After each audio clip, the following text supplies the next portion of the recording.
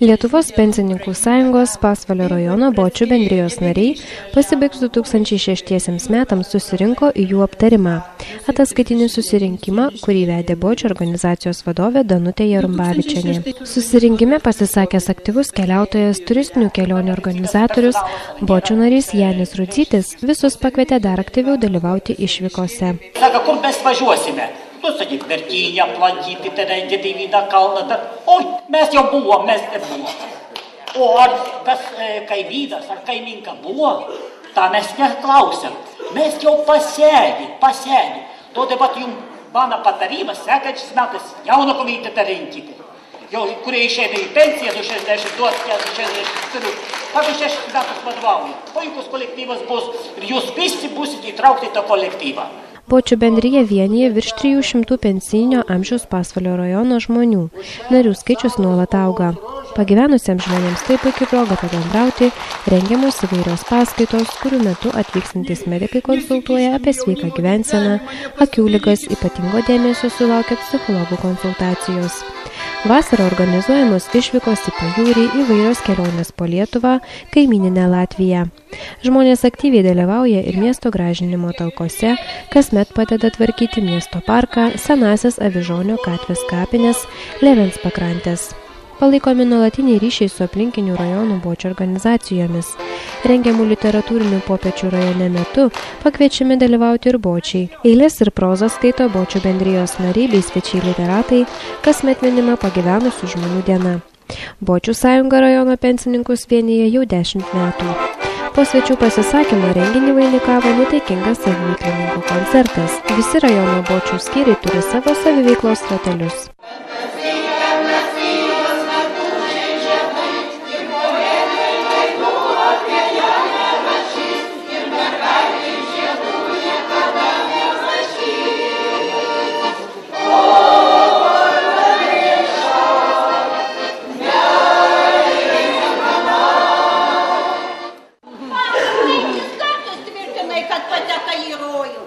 Ir užtrukta baisių karštavojai. Nepamenu. Aš taip aš pamenu. Pamylėjai mane, skaistybę netatimai. Jau norėjau policiją šaukti, kad paskui įsipirkai.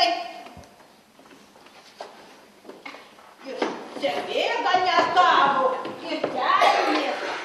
Daug što nešvera.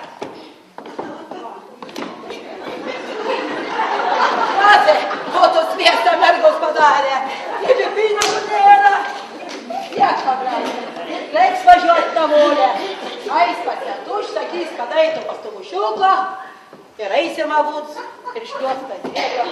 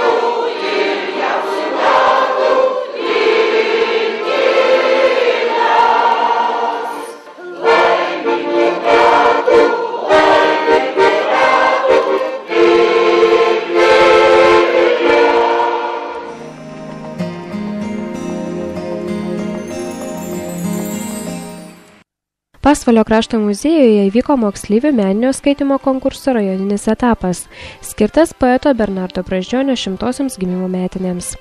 Skaitovų konkursą kasmet organizuoja Pasvalio švietimo ir sporto skyrius. Mokykliniuose etapuose poeziją skaitė 300 skaitovų. Iš jų buvo atrinkta 30 geriausiųjų į rajoninį etapą Pasvalio krašto muziejuje. Jie buvo suskirstyti pagal 2 amžiaus grupės – 5, 8 ir 9, 12 klasių. poezijai skirtą renginį pradėjo jaunesniųjų klasių mokiniai. 5-8 klasių amžiaus grupėje sulaukta 18 dalyvių. Vertinimo komisijos nariai už ryžtą dalyvauti konkurse rajono švietimo ir sporto skyriaus vardu skyrė padėką 8-okiai Ramintai Stankevičiūtei iš Valakėlių pagrindinės mokyklos. Pagrasino mūrininkė, ką tu man parodysi, kad aš visko esu matęs. Na gerai, akiplėša, jeigu nori svetimamėlis tupėti, tai tupėk, kol supūsi. Suklikė visos krekštės pasipiktinusios. Supuolė visos ir ėmė mūryti vis langą. Padėka už originalų dalyvavimą meninio skaitymo konkurse įteikta gimnazistei Rūtai Bartašiūtei. Jaunesniųjų skaitovų amžiaus grupėje pirmoji vieta skirta 6-okiai Unei Rastauskaitei iš Levens pagrindinės mokyklos. Juos visus palagina Pranciškus. Sako, lėkiai, kur laukų lelijos, už žvėrelių pilnas siaudžia miškas, kur nieko nesibijo. Viskas taip kasdieniškai atrodė, postudėlės, perpišęs drabužis, gyvulėlį bliaunantis iš sodo, ir lapeliais virpančiais giružį. Paukščiai, ką dabar jūs mano? Apie žmogų, tą, kuris jūs mylėjo, apie vaiką tą, kuris nepaseno, apie vėją dvelkiantį berėjo, meilės vėją ir gyvybės vėją, meilės jėgą ir gyvybės galą. Kiek sapnų gyvenime regėjau, o tik šitas, mano siela, kelias.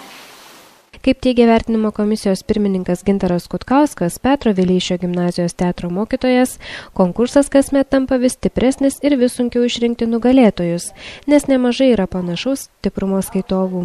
Konkursas vis gausėja dalyvių skaičiumi, vertinant atsižvelgiama į daugelį kriterijų. Taisyklinga skaitovo kalbą, raišką, balso tembrą, teksto aktualumą, laikyseną scenoje ir net aprangą.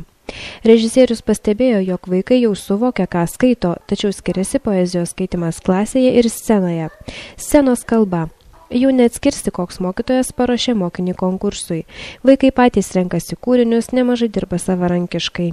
Pasak komisijos pirmininko, šiemet skaitovų konkursui buvo pasirinkti gan įvairūs autoriai. Nemažai skaitovų rinkosi poetų Bernardo Brazdžionio ir Eugenijaus Matuzevičiaus eiles.